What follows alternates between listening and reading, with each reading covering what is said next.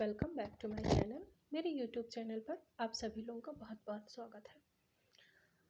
जब सफलता और असफलता की बात होती है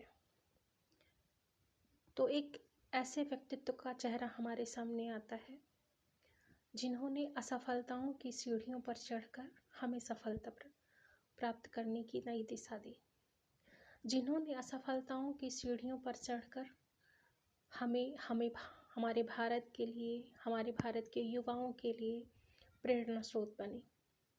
उन व्यक्तित्व का नाम है डॉक्टर अब्दुल कलाम।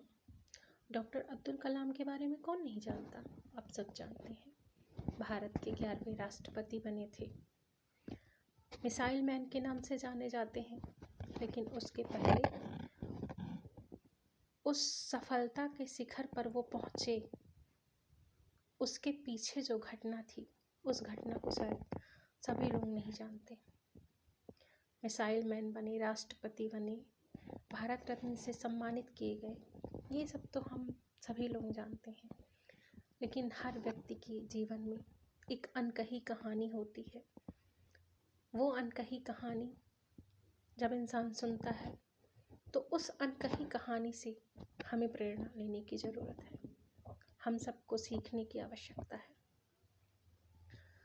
तो उनके जीवन के कुछ बातों को शेयर करना चाहूँगी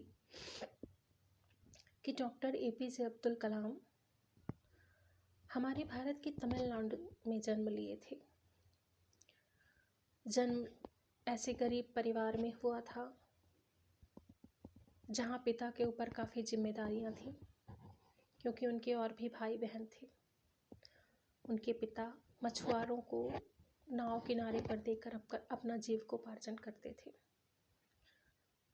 और हमारे अब्दुल कलाम जी, पढ़ाई में इनकी गहरी रुचि थी। ये पैदल ही स्कूल आते जाते थे।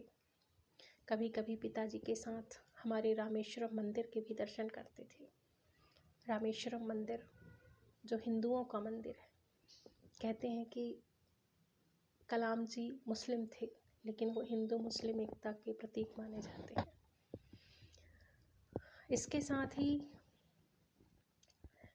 कभी कभी इतनी बुरी परिस्थितियां आई कि अब्दुल कलाम जी अपना जीविकोपार्जन करने के लिए अखबार बेचते थे।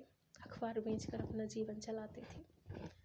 लेकिन उनकी पढ़ाई और अपने देश के लिए कुछ देने की जो इच्छा थी, वो इच्छा उन कठिन परिस्थितियों में भी नहीं हार मानती थी। वो उनकी इच्छा रोज जागती थी।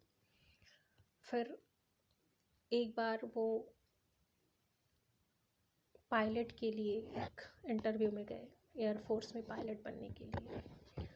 उस इंटरव्यू में को टोटल 8 लोगों को चयन करना था, 8 लोगों को चयनित करना था। और जब 8 लोगों को चयनित करना था और कलाम जी का नाम जो है वो 9वें स्थान पर आया, दैट मीन्स वो उस सिलेक्शन प्रोसेस से बाहर हो गए। उन्हें इस बात का बहुत ही दुख हुआ, क्योंकि उनके पास उस वक्त पैसे नहीं थे, जिम्मेदारियां बहुत थी उनके पास, घर में छोटे भाई बहन थे। जब उनकी ये हालत हुई, घर जाने के लिए वापस पैसे नहीं थे। आप सबके साथ भी ऐसा हो सकता है कि जब आपके पास पैसे ना हो और जो आपका अंतिम चारा हो, जो आपका अंतिम अवसर हो कि इससे मेरे जीवन की दिशा और दशा बदल सकती है, परिस्थितियां बदल सकती हैं, वो भी आपके हाथ से निकल जाए, अंतिम अवसर जैसे कहते हैं। उस पर्टिकुलर सिचुएशन की बात कर रही हूँ मैं कि जब आपके हाथ में पैसे ना हो, आप जॉब के लिए जाओ और वो लास्ट जॉब हो आपके लिए, तो आप भी हताश होंगे। उसी प्रकार से अब्दुल कलाम भी हताश हो गए, निराश हो गए। वो एक पट्टी थी, उस पर टहलने लगे, परेशान होकर टहलते रहे। एक संत जी ने उन्हें देखा। संत जी ने जब उन्हें देखा,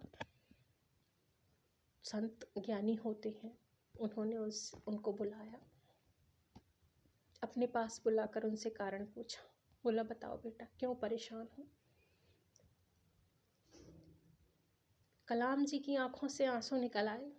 उन्होंने अपनी सारी व्यथा बताई, ऐसी ऐसी परिस्थिति है।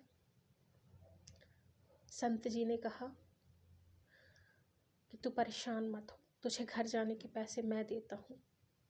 अगले दिन सुबह उन संत जी ने उन्हें कुछ पैसे दिए और उस रात उन्होंने उन्हें जो शिक्षा दी, उन्हें जो मोटिवेशन दिया, उन्हें जो प्रेरणा दी, उस प्रेरणा ने कलाम जी के जीवन बदल दिया। और कलाम जी का जीवन बदला तो हम सब का भी जीवन बदला, हम सब के लिए भी प्रेरणा स्रोत बने वो। उन बाबा ने समझाया उन्हें कि देख बेटा, असफलता कभी भी अंतिम द्वार नहीं होती है।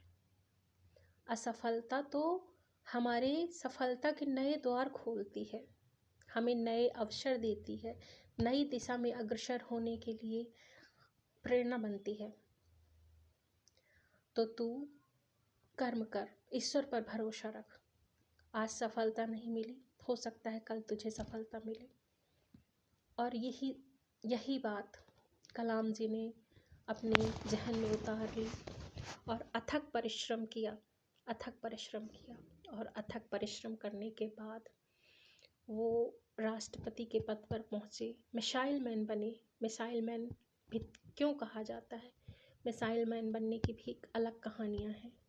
उसमें भी उन्होंने कई असफलताओं को देखा, कई बार उन्हें आर्थिक रूप से चपेट पहुंची, लेकिन वो हार नहीं माने, निरंतर प्रयास करते रहे और उनकी वो असफलता की सीढ़ियाँ हम सब के लिए प्रेरणा स्रोत बन गई, हम सब के लिए एक जीवन को नई दिशा देने का काम कर गई। इसी प्रकार जब वो मिसाइल मैन बन गए तो उन्हें भारत रत्न से भी सम्मानित किया गया। भारत रत्न, जो भारत का सर्वोच्च नागरिक सम्मान कहा जाता है, उससे उन्हें सम्मानित किया गया। तो इस प्रकार हमारे भारत में कई ऐसे